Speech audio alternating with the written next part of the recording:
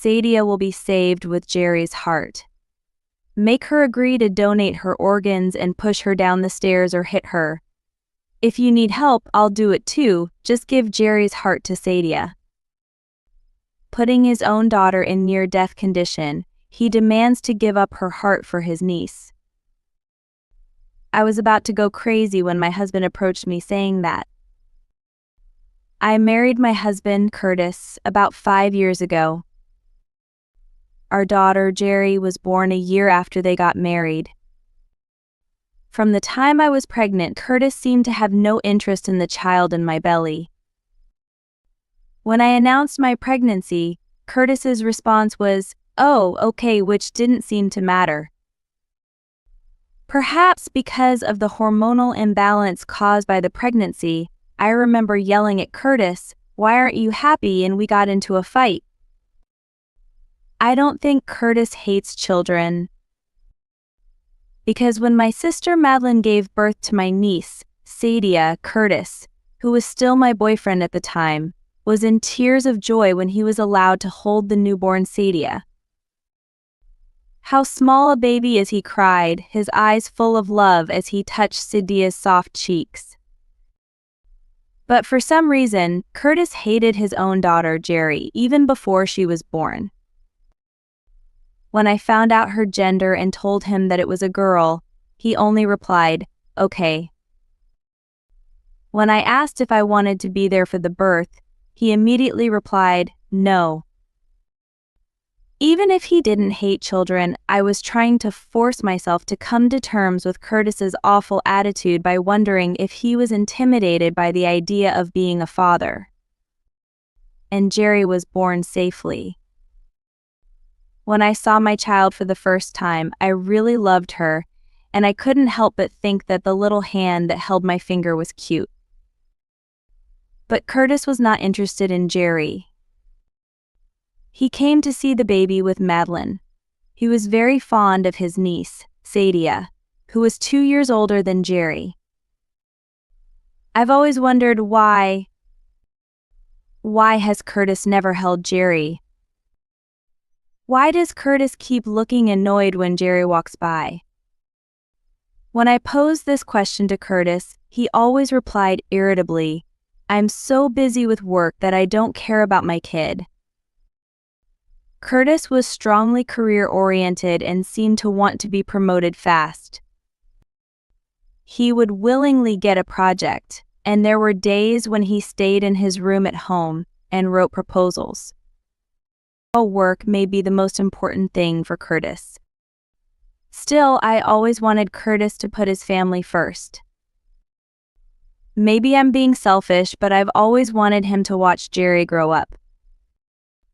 Jerry also started going to kindergarten and started playing with her friends every day. It was like raising a child alone for a long time, but I had made a mom friend and my loneliness was getting a little better. When I talked to my mom friend about Curtis, she, who has a refreshing mature vibe, said, "Shouldn't you get a divorce?"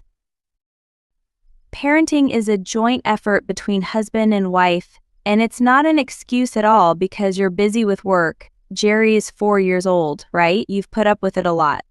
It is said that some children will be hurt by divorce when they are older, so the sooner you make a decision, the better. Maybe I'm stepping in too much, but still.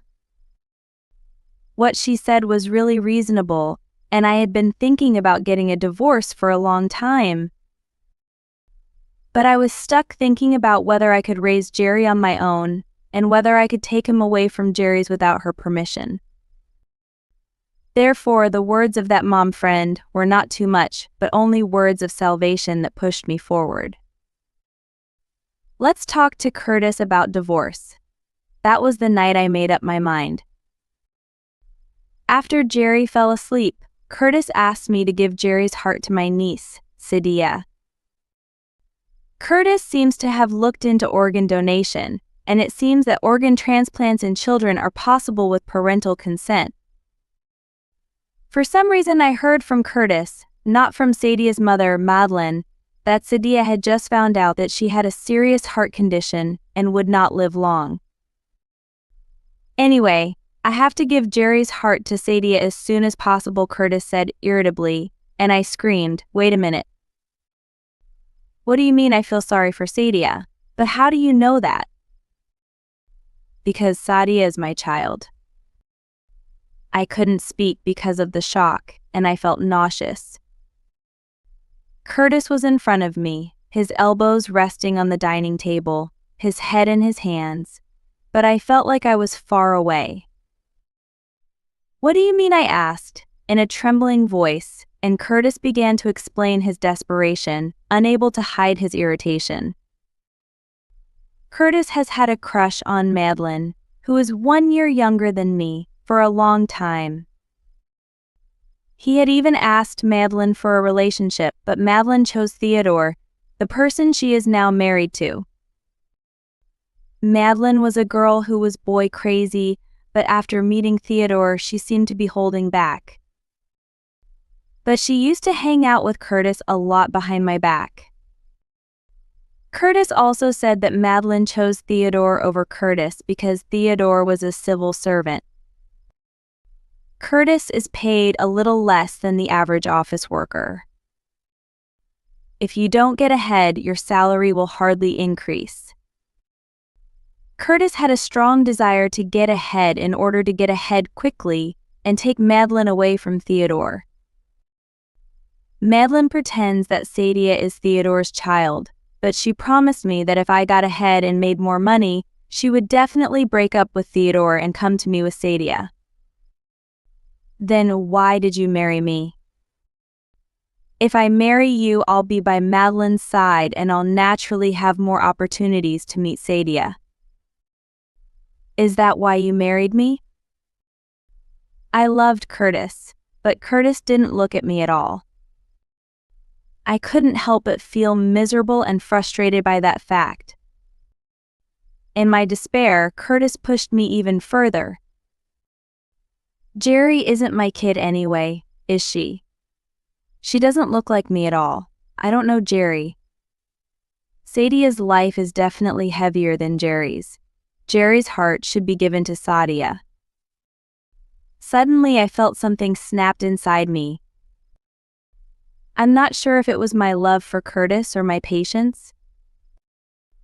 For the time being, all I knew for sure was that this man in front of me looked like some kind of horrible monster.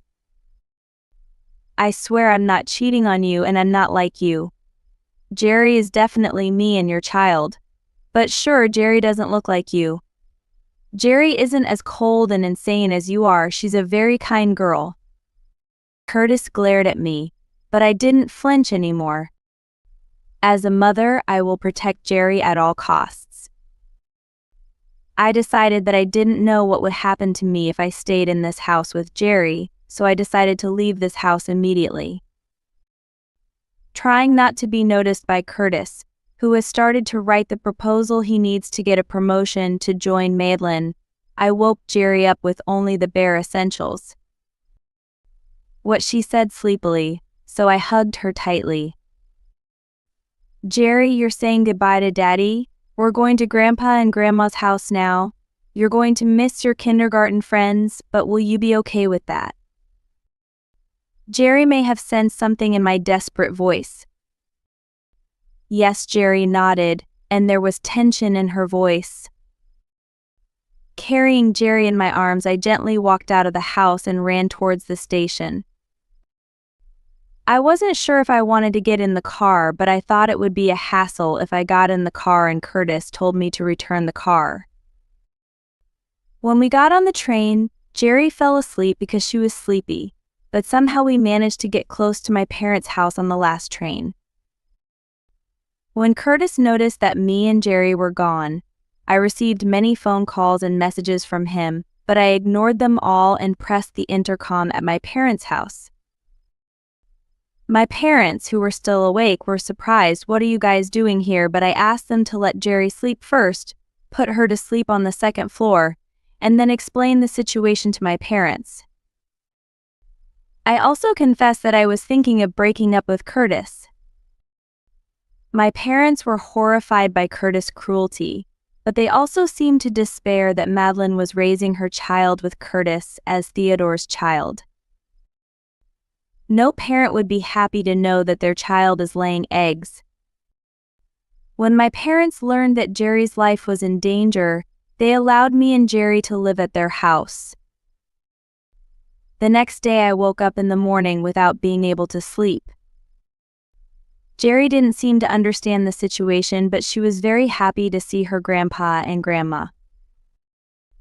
As I watched my parents look at Jerry with a smile on their faces, I remembered what my mom friend had said to me. I was told that I should get a divorce right away, but I think that was true. It was even possible that Curtis had put his hands on Jerry without consulting me. Thinking about it sent chills down my spine. I ignored all the communication from Curtis and just messaged him saying that we would get a divorce with a lawyer in between and that I would never let Jerry see him again, and a short time later I received a call from my parents-in-law. "What do you mean?" Curtis called me out of the blue and told me that you guys are getting a divorce. "Is it true that Jerry is not related by blood to Curtis because of your infidelity?" With my parents-in-law on my side, I told my parents-in-law all the facts in order to face Curtis, who was trying to take Jerry back somehow. To my parents-in-law, who seemed incredulous, I suggested that they come to my parents' house today. My parents told me that they would call Madeline and Theodore to their house this evening to talk to them. My parents-in-law's house is not far from my parents' house. My parents-in-law said, "We understand," and decided to come to my parents' house. That evening, while my mother took care of Jerry, I was in the living room with Madeline, Theodore, my father, and my parents-in-law. Sadia is apparently in the hospital. Madeline looks awkward, and Theodore has an angry look on his face. I had told Theodore on the phone what had happened yesterday and what Curtis had said, so Theodore couldn't hide his anger at Madeline. Is it true that Curtis put her hand on Jerry and tried to offer her heart to Sadia? Biting her lip, Madeline burst into tears as Theodore stuffed her. Yes, but I am telling you, I can't describe how ugly Madeline's scream was. In the presence of my father and myself, Madeline speaks like a tragic protagonist. I wanted to help Sadia, that's why I asked Curtis to give me Jerry's heart. It's natural because I'm a mother, right? Why can't you understand what it feels like to want to protect your own child? After all, Theodore and Sadia are not related by blood, so you don't know.